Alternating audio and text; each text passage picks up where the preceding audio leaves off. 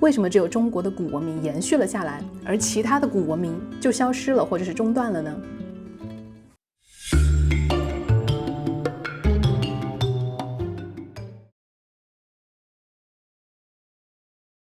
Hello， 大家好，欢迎今天继续来跟我一起读全球通史。今天我们要讲中国，讲到中国呢，真的是非常的机缘巧合，就是刚好花木兰也要上映。花木兰的故事呢，可能有的人知道了，我就大概跟大家介绍一下。这个故事呢，就是发生在一个用我们目前的这个标准来说，就是一个中产阶级的家庭。然后呢，他的国家呢遭到外族的入侵，然后在那个时候呢，皇上就要征兵。来到他家的时候呢，发现他没有任何的兄弟，他只有姐妹，所以呢，他们就说那让你爸爸上吧。可是他爸爸已经年事已高，怎么去上战场，就是绝对是一去不复返的情况。后面呢，他就决定他要替他爸爸去参军，而且呢，这个是真实的故事，因为他参军不是说1-2年，而是12年。12年期间呢，他打赢了很多的战争，然后呢就荣誉归来。荣誉归来了以后呢，大家才发现他原来是女儿身。整个故事呢就是这样的。那花木兰的故事背景呢，就跟我们今天要讲到的游牧民族有关系，而且还跟另外一个问题有关系。大家有没有想过，我们之前提的美索不达米亚、埃及，然后印度河流域附近等等，还有克里特，这些文明到现在已经消失了。但是中国的文明从开始到现在是唯一的一个最古老的文明，而且延续到今天仍然非常强大的一个文明。为什么只有中国的古文明延续了下来，而其他的古文明就消失了或者是中断了呢？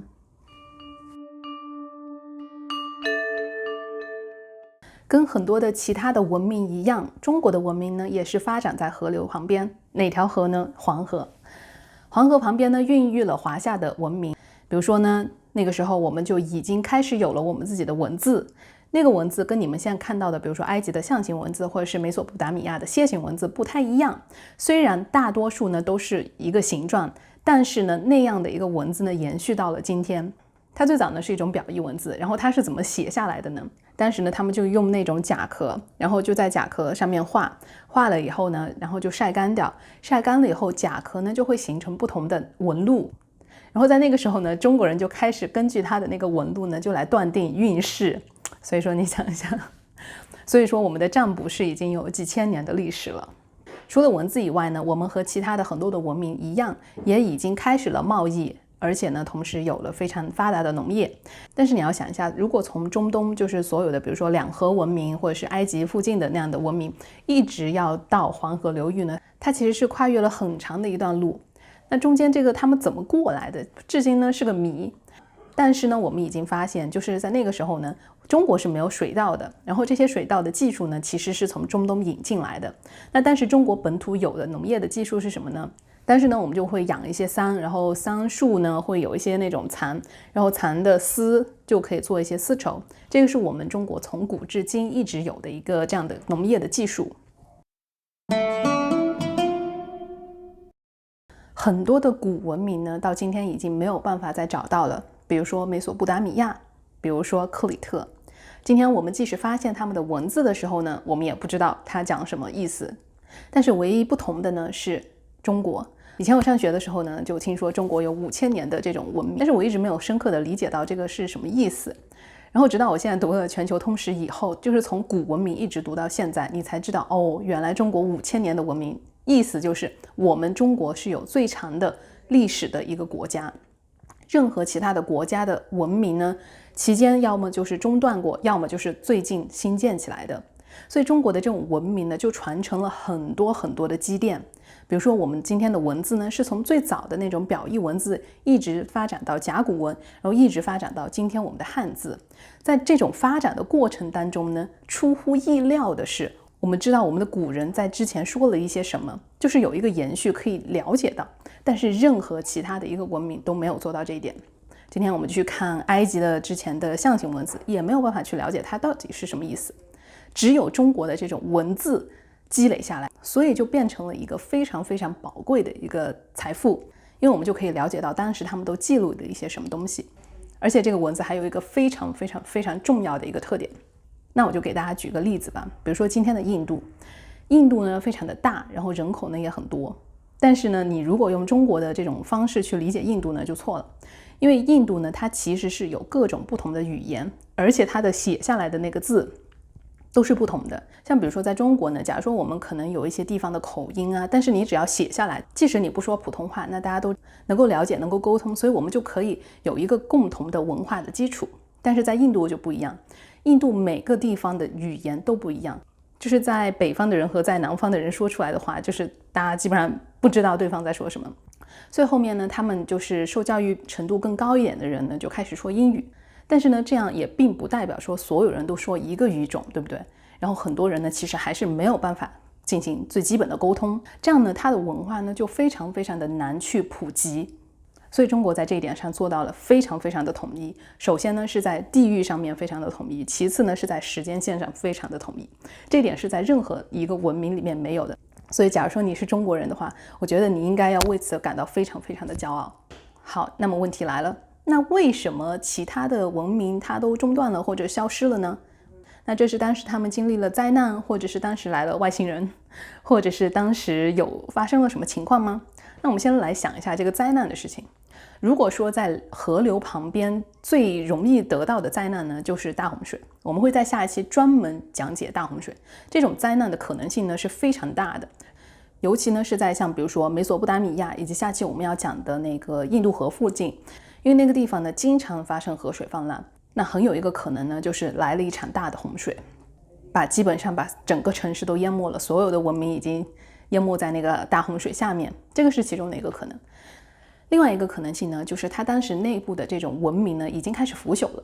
怎么说呢？比如说埃及你只有在金字塔顶尖的人呢，才可以拥有一些非常好的武器。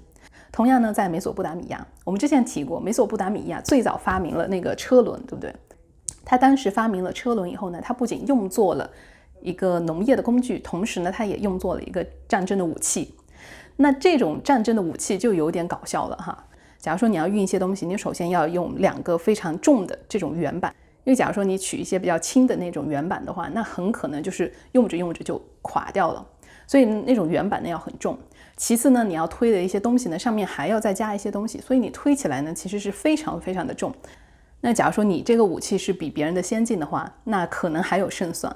但是假如说别人来了比你快比你好的武器呢，基本上就是赤脚上阵，没有任何的胜算。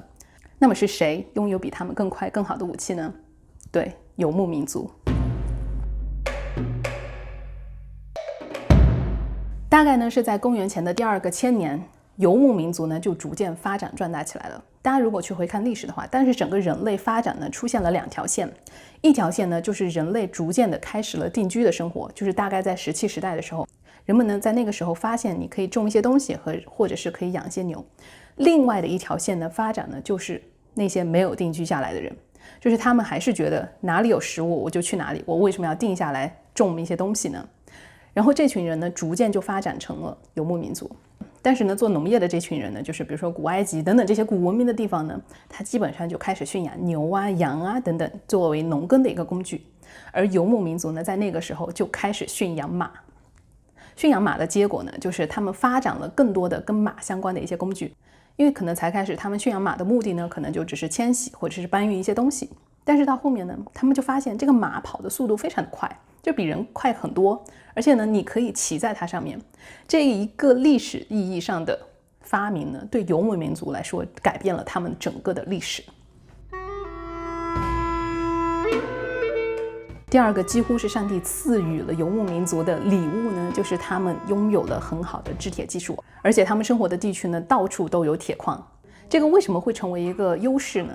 大家想一下在美索不达米亚，他们那会儿的制铜技术是非常好，他们也有这种制铁的技术，但是他们的铁矿石不是特别的多，所以他们呢就制出了很多的青铜器，而这些青铜器呢就用作了一些武器。但是呢，由于当时他们这种铜的资源非常非常的少，所以他们制作出来的这种青铜器的武器呢就很少。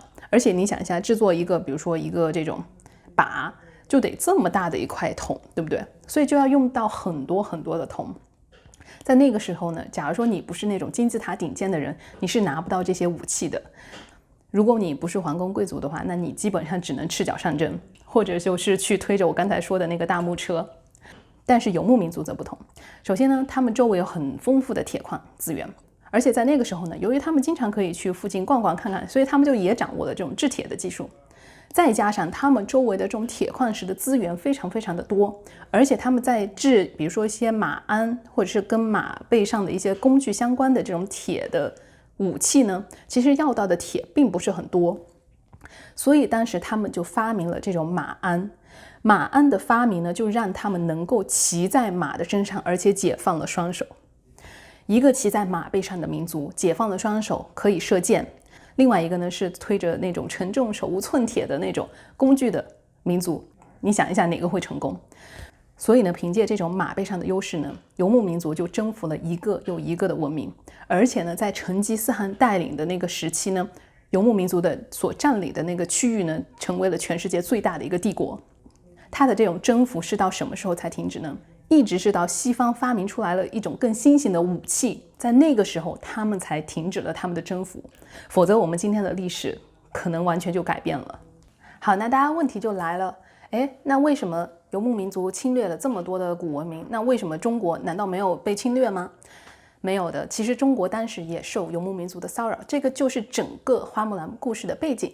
大概在公元前1500年前左右呢，游牧民族也入侵了当时在黄河周围的这种中国的文明。但是发生在这个入侵之前的事情呢，就更有意思。为什么呢？但是他们在入侵之前呢，其实已经大概了解了中国的这些文化，就是在黄河流域附近的文化。所以当时呢，他们也觉得这些文化呢，其实非常有意思。所以在他们入侵中国以后呢，也就是从商朝到周朝的这种整个变化的过程当中呢，他们基本上呢就学习了很多中国的知识。比如说占卜文化，比如说祖先崇拜，还有文字。所以呢，这个就使得我们当时呢，把文化呢也传承给了入侵的人。所以在这一点上呢，我觉得我们的祖先呢也是情商非常的高，点个赞。不要打来打去了，我教你一个占卜的方法，帮我看一下我这个龟壳的运势咋样。所以呢，基本上从那个时候开始，一直到后面呢，比如说周朝，他又开始迁都。他迁都之前和之后呢，分别称为西周和东周。而花木兰的故事呢，就是发生在这个时间段，所以大家就了解了花木兰为什么要替父从军。同时呢，大家也了解了为什么中国的文明是唯一一个延续到今天的古文明。在我们提了所有的古文明都已经消失或者是已经中断的情况下，中国的文明能够延续到今天，我真的觉得是一个非常非常伟大的奇迹。加上呢，我们还把这样的一个文化更加的加强，而且呢发扬光大，所以呢，我觉得真的是应该点个赞。好了，那现在非常困扰我的一个问题来了。花木兰从军12年，我真的想不到为什么就是没有人发现她是一个女生呢？我觉得很难以相信吧，因为女生要做的事情就是很明显啊。那大家可以留言讲一下你的想法是怎么样的，好吧？好，我们下期呢要讲大洪水，下期见。